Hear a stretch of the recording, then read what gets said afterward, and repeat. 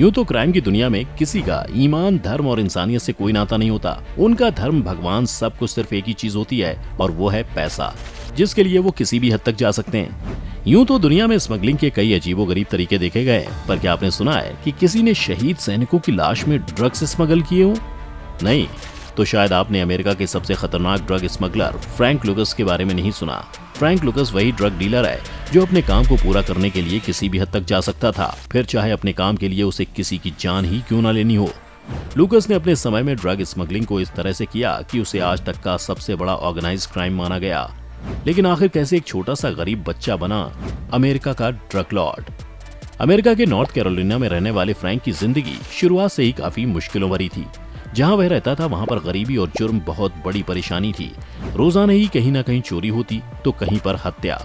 ऐसे में फ्रैंक बहुत ज्यादा वक्त तक इस माहौल से दूर नहीं रह पाया। वो सिर्फ 6 साल का था जब उसके सामने उसके एक भाई को कुछ लोगों ने मौत के घाट उतार दिया था। यह पहला मौका था जब फ्रैंक का सामना सच्चाई से हुआ था। इस हादसे के बाद फ्रैंक की जिंदगी पूरी तरह से बदल गई थी। घर में कमाने वाला कोई नहीं था और जिंदगी धीरे धीरे बहुत ही मुश्किल भरी हो रही थी। ऐसे में घर के हालात सुधारने के लिए फ्रैंक को आगे आना पड़ा। फ्रैंक तब एक छोटा बच्चा ही था जब उसने अपनी भूख मिटाने के लिए पहली बार जुर्म का सहारा लिया। उसने एक जगह से पहली बार खाने की चोरी की।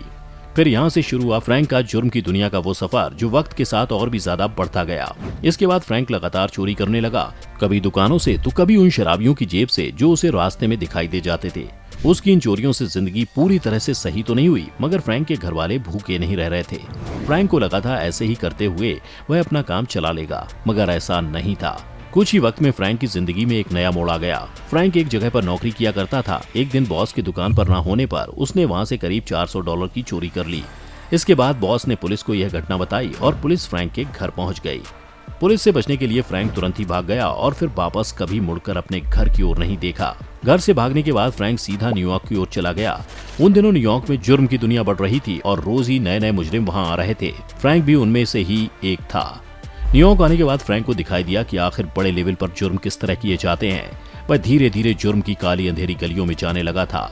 उन गलियों में ही उसकी मुलाकात उस समय के एक बड़े गैंगस्टर जॉनसन से हुई। जॉनसन को फ्रैंक में कुछ बहुत ही खास लगा, इसलिए उसने उसे सीधा अपना पर्सनल ड्राइवर बना दिया। फ्रैंक को कभी नहीं लगा कि वह अमेरिका के बड़े गैंगस्टर का ड्राइवर बनेगा। अब फ्रैंक को हर जगह जॉनसन के साथ जाना पड़ता था। इसकी वजह से वह जुर्म की दुनिया को बहुत ही करीब से जानने लगा था। वह हर छोटी से छोटी चीज को बड़े ही ध्यान से सीख रहा था। कहते हैं खुद जॉनसन भी फ्रैंक को जुर्म की दुनिया की बारीकियां बताता था। जॉनसन के साथ रहने की वजह से फ्रैंक को भी काफी लोग जानने लगे थे। जुर्म की दुनिया में लोग उसे जानने लगे थे। करीब 15 साल तक फ्रैंक ऐसे ही ड्राइवर की नौकरी करता रहा।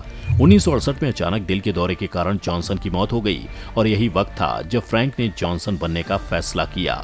फ्रैंक ने जॉनसन के जाते ही उसका सारा बिजनेस अपने हाथों में ले लिया। इतना ही नहीं, जिस ड्रग्स के बिजनेस की शुरुआत जॉनसन ने की थी उसे ऊंचाइयों पर पहुंचाने का काम अब फ्रैंक करना चाहता था। उसने बहुत बड़ी संख्या में ड्रग्स की स्मगलिंग अमेरिका में करवानी शुरू की। ड्रग्स के धंधे में फ्रैंक बहुत तेजी से पैसा कमा रहा था, मगर इससे उसका दिल नहीं भरा। वो और भी ज्यादा पैसा चाहता था। उसकी ड्रग्स की आधी कमाई बिचौलिए खा जाया करते थे। हालांकि वही थे जो उस ड्रग्स को बाहर के देशों से फ्रैंक तक पहुंचाते भी थे। फ्रैंक को इन बिचौलियों से नफरत हो गई। वो नहीं चाहता था कि उसके ड्रग्स का पैसा कोई और ले जाए, इसलिए उसने सबसे पहले बिचौलियों को अपने रास्ते से हटाना शुरू किया। अब ड्रग्स का ये धंधा खून भरा हो गया। जगह जगह लाशें पाई जा रही थी। इसके कारण फ्रैंक के काफी दुश्मन भी बन गए थे, मगर उसे किसी भी चीज से परेशानी नहीं थी। वह तो रईसों वाली जिंदगी बिताना चाहता था। बिचौलियों को हटाने के बाद फ्रैंक ड्रग्स सीधा डीलर से खरीदने लगा और इसके जरिए थोड़े ही समय में उसने अपना ड्रग्स साम्राज्य खड़ा कर लिया। बिचौलियों को मारने के बाद फ्रैंक ने काफी हद तक ड्रग्स मार्केट अपने हाथों में कर लिया था। हालांकि अभी भी उसका दिल नहीं भरा था। ऐसा इसलिए क्योंकि अमेरिकी पुलिस धीरे धीरे ड्रग्स को रोकने के काम में लगी हुई थी। ऐसे में फ्रैंक को बाहर से ड्रग्स अमेरिका लाने में परेशानी हो रही थी। उसका काफी सारा ड्रग्स पुलिस ने पकड़ लिया था। फ्रैंक को कुछ समझ नहीं आ रहा था कि आखिर वो क्या करे। उसे स्मगलिंग का कोई ऐसा तरीका लाना था जिसके बारे में कोई भी नहीं सोच सके। फ्रैंक का ड्रग्स साउथ एशिया से बनकर आता था। उन दिनों वियतनाम का युद्ध चल रहा था, जिसके कारण साउथ एशिया के डीलर भी ड्रग्स नहीं भेज पा रहे थे। फ्रैंक ने सीधा उनके पास जाकर अपने काम को करने की सोची। वो थाईलैंड गया और वहाँ के डीलर से ब्लू मैजिक नाम का एक ड्रग बेचने के लिए कहा। कहते हैं कि ब्लू मैजिक एक ऐसा ड्रग था जो 98% प्योर था। उसमें कुछ और नहीं मिलाया जाता था।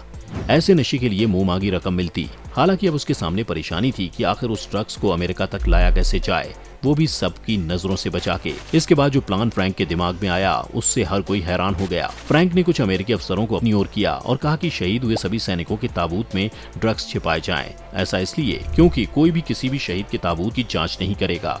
एक बार जैसे ही फ्रैंक का ये प्लान शुरू हुआ, उसका ड्रग्स का बिजनेस देखते ही देखते इतनी तेजी से बढ़ा कि हर कोई देखता रह गया। वियतनाम में शहीद होने वाले सभी सैनिकों के ताबूत के साथ अमेरिका में ड्रग्स भी आने लगे। फ्रैंक ने करीब 500 शहीदों के साथ यह काम किया। उनकी लाशों के साथ ड्रग्स भी अमेरिका लाए गए। इस काम ने फ्रैंक को इतना अमीर बना दिया कि कहा जाता है कि एक समय पर वह $1 मिलियन एक दिन में कमा लेता था। फ्रैंक का ब्लू मैजिक ड्रग्स अमेरिका में बहुत तेजी से फैल रहा था। युवा बड़ी मात्रा में उसे लिया करते थे। इसके कारण कई युवाओं की जान चली गई क्योंकि वह ओवरडोज का शिकार हो गए। इस बात ने अमेरिकी पुलिस का ध्यान खींच लिया। वे समझ गए कि अगर ड्रग्स के कारोबार को नहीं रोका गया तो अमेरिका में लाशों का ढेर लग जाएगा। इसके बाद पुलिस ने बहुत तेजी से ड्रग्स के कारोबार को बंद करना शुरू किया।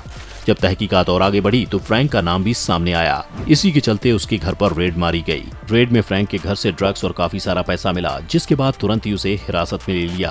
फ्रैंक को 70 साल की जेल हुई क्योंकि उसके ड्रग्स के कारण कई सौ युवाओं की जान चली गई थी। इसके साथ ही फ्रैंक का ड्रग्स का पूरा साम्राज्य ही उसके साथ डूब गया।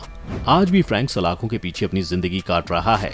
कहानी कैसी लगी कमेंट में बताएं। वीडियो को लाइक और शेयर करें और चैनल को सब्सक्राइब करना ना भूलें।